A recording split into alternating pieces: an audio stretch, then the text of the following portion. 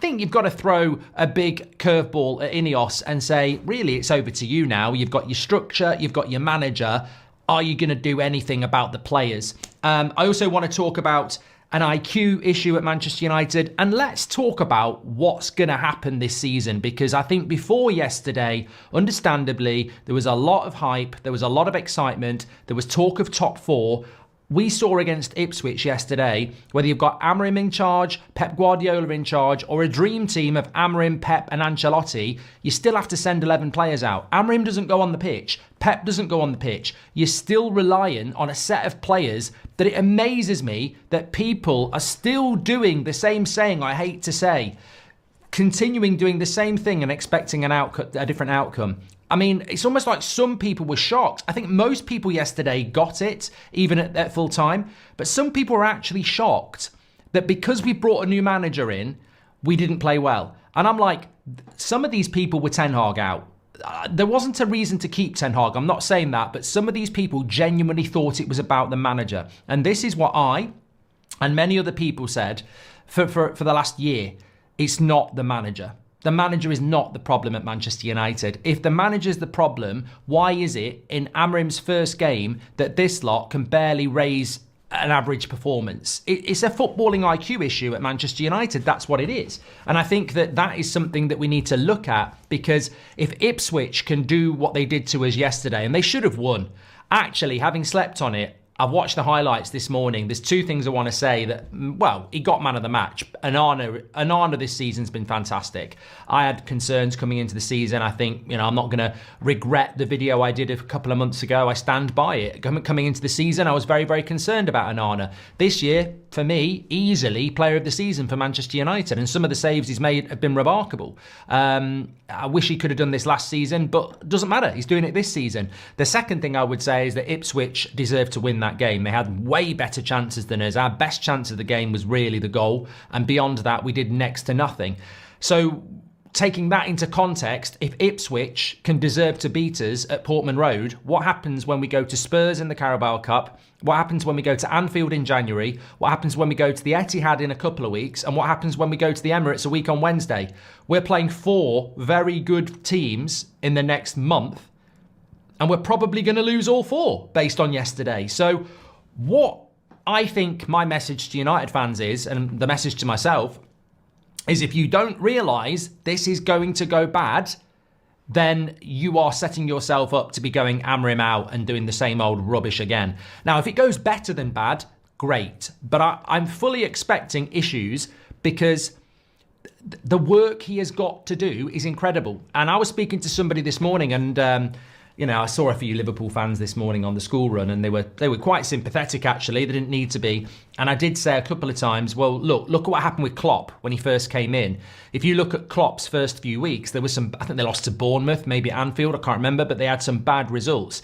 But then a Liverpool fan said to me, shout out to Neil, he said, yeah, but Klopp didn't have player power to deal with at Liverpool. He had a team that was on its arse, that was willing to do anything he wanted. And I think that's the thing I'm taking away this morning, is that you can look at the start of Arteta and you can look at the start of Klopp, and it wasn't great, but they had free will to remove Aubameyang and Ozil, and Klopp had free will to get rid of Coutinho and everybody else. He didn't come into a club where you've got 2 or 3 players that are on huge wages and are almost being told by the board, you've got to pick them. Now, I don't know whether that's true, but I would say this morning, and we're going to talk about the players now, and we can talk about Amorim, and I think he did make a mistake yesterday, but I don't want to see Amorim being thrown under the bus here.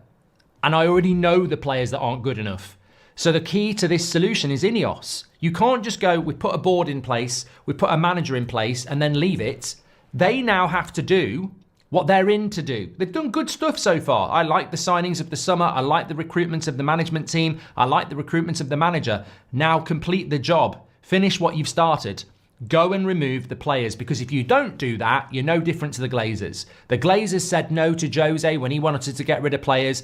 Are you going to say no to Amorim? Because there is absolutely no way, when you watch that game back yesterday and you look at Amorim, there's no way he's not thinking what you're thinking. There's no way he's looking at that same game and going, I reckon I'm all right. I think these players can do a job for me. He knows as well as we do. The biggest statement he made yesterday was absolutely this. Decision making is a concern. You don't need to coach them in this level with regards to that. We're doing some things not in the right moment, and that's what we have to address. Well, yabba dabba do. Welcome to Manchester United, because we've been saying this for a long time. People talk about coaching. It ain't bloody coaching. Some of it will be coaching. We'll stick with the 3-4-3. There's no doubt about that. He'll figure out what his best 11 is. There's no doubt about that. But this is not coaching. And I'm so glad that Amorims has said 3 things in the last few days. One of them, we give the ball away too much. 2 of them, we don't work hard enough. That was before yesterday. And afterwards yesterday, he basically said, we are doing things that make me concerned in relation to decision making, that you don't need to coach them at this level. Absolutely spot on. It's football IQ. We've had words in the past that mean a lot to this community. Ruthless aggression, being ruthless in getting rid of players, aggressive in getting players in. I tell you what now, football IQ, graveyard shift. There are certain words that resonate. Football IQ is abundantly clear. Not one United player wasn't trying yesterday, but about 8 of them aren't good enough. That's the problem. We need to stop saying they're not trying. You're giving them credit. When you're saying they're not trying, it's like if they do try, they're good enough. They're not good enough. They don't have the IQ. They're simply not good enough. I said this in the match reaction yesterday. Why is it that so many players consistently play below average? It's not because they can't be arsed. It's because they're not good enough. And that's what Amorims saying. Some of the decision making, you don't coach it. It's natural. You can't coach somebody to play a 5-yard pass to a player who's not marked when you're not marked and they miss the pass. How do you do that? And it happens all the time. We're absolutely shit when it comes to the basics at football. And I don't know whether that's going to improve. So I look at it and I go, Amorims yesterday sends a big message there. When he's saying it's not about coaching, they're doing things that you should know how to do. Well, welcome to the football club. This is what we've been saying for a long time. Some of these players just aren't good enough. And that's Amorims publicly saying some of these players aren't good enough. When he says some of the things they're doing, it's not about coaching. It's about IQ. It's simple. Some of them are just not good enough. And that's a message to the fans. But we already know it. And I'll say it again. I'm over the moon that Amorims saw that yesterday, because what if we'd won yesterday and for the next 3 months? Oh, everybody's great. Everything is brilliant. And we'd be going, it's not though.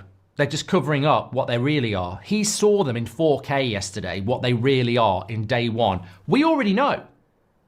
He's playing catch up. If he's coming in and giving every player a clean slate, which he's entitled to do, it's going to take him to learn what we already know. We already know. If they go and win 5 games, it's not the truth. We know what we saw yesterday is the truth. And the great thing is, Amorims saw it on game 1. So this is a positive, I think. But the real message has to be, INEOS need to wake up and stop thinking they can do what the Glazers did by changing a manager and saying to the new manager, you can't sell these players, you've got to polish a turd. And if INEOS are saying to Amorims, you can't sell these players, you've got to polish a turd, then we will be back here in 2.5 years, 100%. And we saw it yesterday. Because I tell you what's going to happen in the next few weeks when there's more Ipswich games? And there will be. There will be more Ipswich games. We're not going to be ready for Arsenal next Wednesday. There's no way we're going to be ready for Arsenal next Wednesday. If Arsenal play badly, we might get something. But if we play like we did yesterday, we'll get beat. Even Man City will beat us. So we have got some beatings coming before Christmas. And the interesting thing is going to be how the media react, but more importantly, how the fans react. Because I saw stuff yesterday about the media. I saw stuff from the media yesterday. It wasn't hard hitting, but it was almost tongue-in-cheek. But they're getting ready. They're getting ready, and they will do it. They will go in. Goldbridge, that's the end of the clip. I'm sure you enjoyed it. In fact, I bet that's the best clip you've ever watched. So there's no reason not to subscribe to the channel, click the bell icon so you never miss a clip again. In fact, smash a like on the video because we all know only legends like videos and you are all legends. So please smash a like on the video and we will see you again on the next one. Thank you very much for watching as always.